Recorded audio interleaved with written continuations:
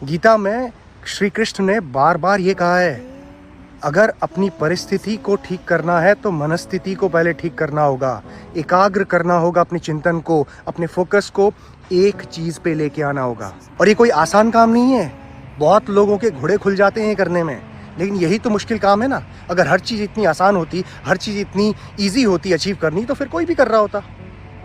मेहनत करनी पड़ेगी, बार बार उस मंकी माइंड को खींच के लेके आना पड़ेगा उस टारगेट पे, उस फोकस पे जहां पे आप उसको ले जाना चाहते हो। कभी सुना है दौड़ते दौड़ते कोई इंसान खा पाया है?